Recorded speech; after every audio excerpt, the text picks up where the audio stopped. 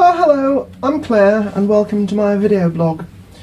Now today I've got a rather difficult report to give about Brexit and the ongoing debate which has descended into the exploitation of tragedy by the establishments such as the BBC and the Guardian and so forth.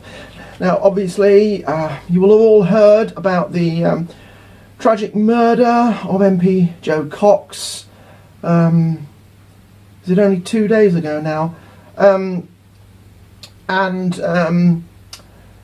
The immediate exploitation of the event by the mainstream media to demonise the Leave camp and use it to close down discussion events, Leave, Brexit, campaigning.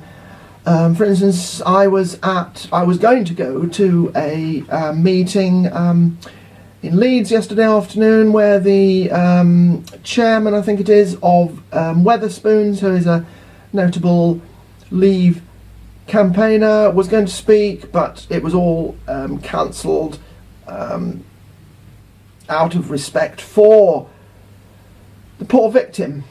However, the mainstream media, while vilifying people who did try to continue campaigning, have continued using the opportunity to complain about the Leave campaign and basically associate by guilt, guilt by association is what I'm talking about,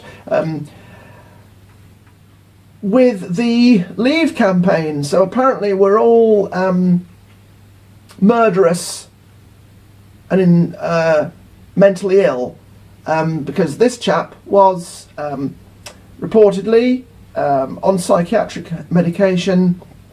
And it's kind of strange because it's been coming out.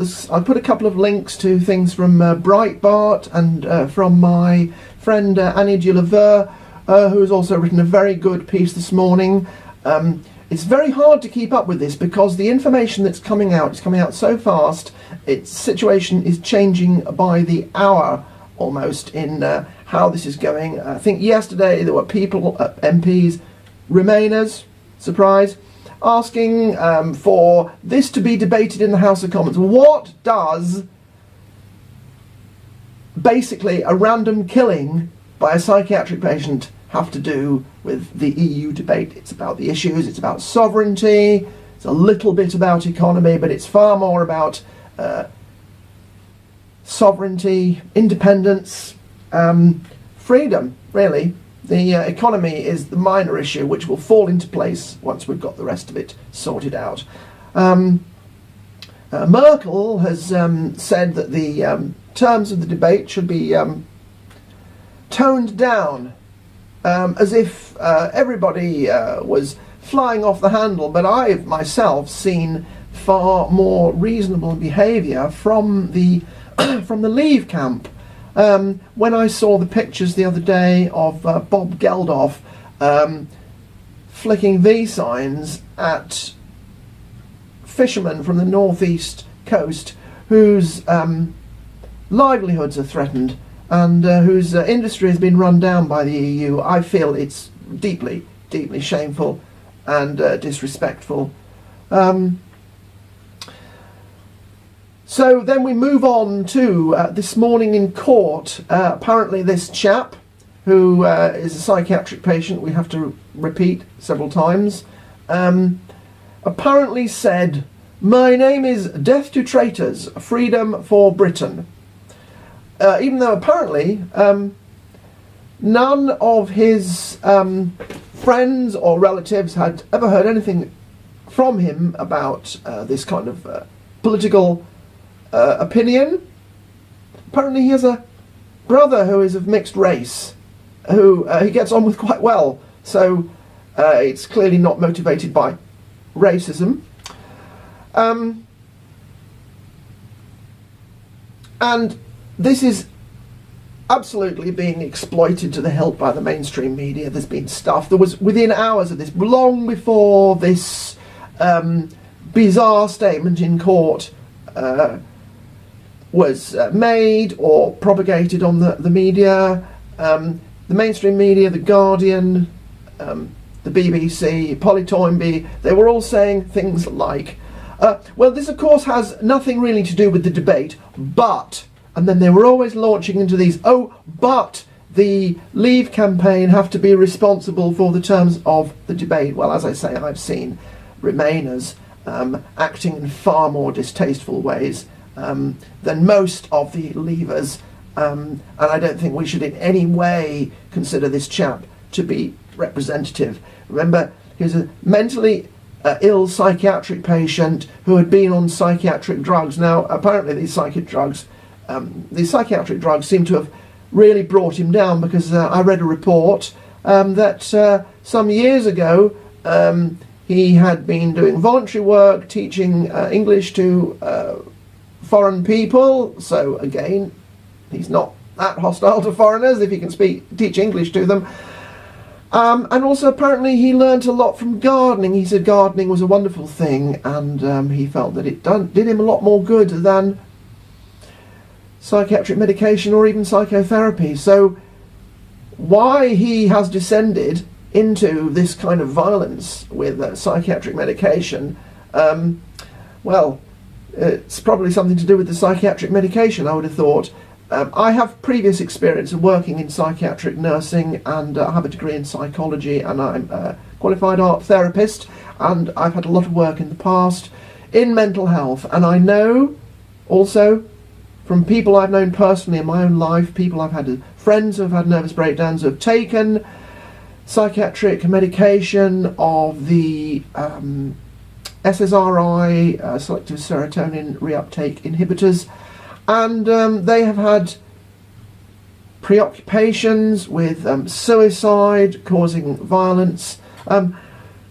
Even with a non-psychiatric medication, some years ago, I had some medication for migraines, which I was getting, and I didn't take it for very long, because I discovered that these medications started causing me to have feelings of self-harm, which I had never had in my life.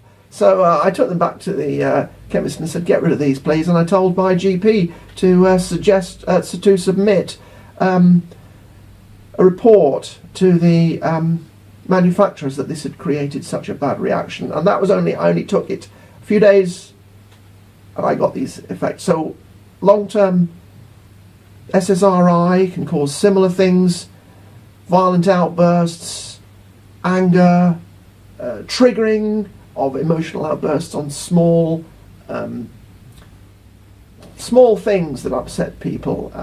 I've had this with people I know myself. I've had these kind of responses to minor things that they disagree with. So it's quite clear that this chap was, at the very least, unstable, and really, it's absolutely atrocious and shameful that the media should be associating this and trying to tar the Leave campaign with this brush. It's absolutely disgraceful, and you can just see that they are whooping it up with the possibility of exploiting this absolute tragedy. So that's the situation on the face of it. Now, when I saw the news this morning that this chap had gone into court, I saw it pretty quick within the first few minutes of it being out on Twitter, I think, and I immediately thought, my name is death to traitors, freedom for Britain. I mean, it sounds like something he's been taught in advance, and I'm not unaware of the fact that these killers always seem to be on some kind of psychiatric medication or under some kind of psychiatric treatment. Chapman, I think it was Chapman who murdered John Lennon. He was under psychiatric care, taking medication, I think. And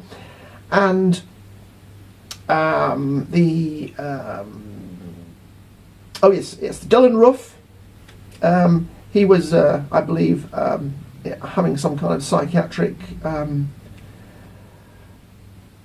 care. And of course the thing is, these things have put you into states where you're extremely suggestible, and I would suggest that the psychiatric medication had a very large amount to do with this. And I would open up the possibility, I would entertain the possibility that this was some kind of false flag situation. At first it looked very much like it was just a case of an awful tragedy being swooped down on by the vultures of the mainstream media who wanted to exploit it literally before the woman was even dead, before the end of the day. It's absolutely atrocious. But now it just looks like so much of a setup. Apparently they've gone to his house and they've found all this far-right literature, and nobody knew anything about this. And I do not consider it impossible that this is a complete set-up and frame-up job, because it is just too convenient. And if you have somebody who is on psychiatric drugs, it's very easy, as I've said about you can trigger uncontrolled emotional outbursts. And if you condition people on psychiatric drugs to have responses to particular trigger words, then you can literally trigger them off. And it is possible, under circumstances, in a crowd, somebody just whispers something, or even a remote triggering mechanism like the neurophone, which is a technology which has existed for a very long time, which is even used in advertising. Basically, electronics which are able to project microwave or audio beams at people so that they hear words and hear people speaking when nobody else can, because it's directed straight at their brain, so they're the only person who can hear it when their inner ear and their auditory nerve pathways are stimulated. So I think we're going to see a very large amount of more development on this story. The mainstream media are not wanting to let it go, that's for sure. They will be making full capital out of this, and I'm just very pleased to hear that the first poll so far that's come out since this says that Leave are continuing to rise. Now, obviously, the Remain camp, the mainstream media, particularly the BBC, the Guardian, and complete shills like Polly Toynbee, will be trying to exploit this for all they can, and they will kick and scream, and they will say, well, of course it's nothing to do with the Leave campaign, but nonetheless, but. And I'm also mindful of the fact that obviously we're in the last week of the referendum campaign, and it's Midsummer's Day on Monday, I believe, and it's also the full moon. So the natural energies are very, very much rising at the moment. I tried to do a video last night. I just couldn't. I just felt there was just too much going on, too much energy. I just felt like I had to sit back and kind of process it a little bit, and then I'm kind of glad I didn't, because it would have been out of date already by this morning if I'd just gone on the information that I had last night. And at the same time, Donald Trump is being assaulted with false accusations. Apparently the latest thing is they're actually blaming him for the Orlando shooting, not just the nonsensical stuff from the anti-Trump people who claim that he's the one that stimulates them to act in a violent way against his supporters, but I think they're actually claiming that he had some link to create and make this happen, which I shall have to follow up on that, because it's all this stuff is just literally breaking as I'm talking about it, so it's liable to updates at any moment. But I'm very, very suspicious, and it seems to me that the forces of establishment reaction are digging their heels in. They're thinking of every single attack they can possibly make on Brexit, and on Trump. But obviously Brexit is the game that is at the top of the agenda at the moment, and they're absolutely determined not to let us get it to happen. So we have to absolutely resist all this manipulation and exploitation of tragedy, speak against the mainstream media, and talk about this to your friends. Maybe not talk about the false flag aspect if you're not sure about it. I don't mind, it is still speculative, but certainly talk about the atrocious and despicable and shameful way in which the mainstream media has been exploiting this to try and smear the Leave camp and make us all look like nutcases, like we're all the same as Dylan Roof or Anders Breivik or something like that. And so please think about this, discuss it with your friends. This is not over yet, and we're still determined to win the Leave vote, because we cannot allow these people to trap us inside the cage, because the EU is falling apart and it's collapsing, and it'd just be complete tragedy for everybody if we don't get out. Netherlands are already queuing up. If we get out, Netherlands will have an application or be voting on whatever they need to do to have a referendum about their own position, and jolly good for them. And also, I should just add that just a few minutes before I came on to do this video, I also saw that the Lexit video is now online. It was brought out yesterday, so that's demonstrating that leaving Brexit leave is not a right issue. There are right people, there are left people. Tony Benn, who was one of the most extreme left-wing people that have been in mainstream politics over the last 50 years, was adamantly against the EU membership and further advances of EU bureaucracy and so on and so forth for the entire time that we were in the EU, up until when he died. So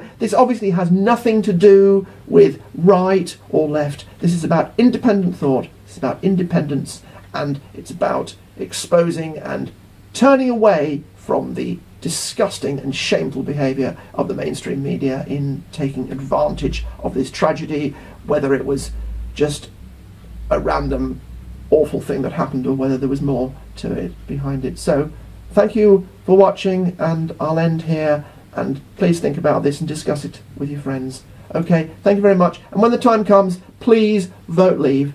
Thank you very much.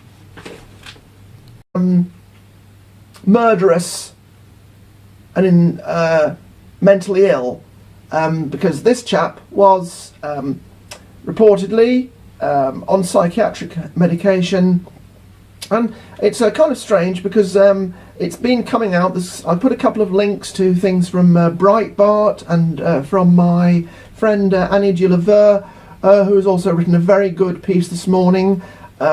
It's very hard to keep up with this because the information that's coming out is coming out so fast.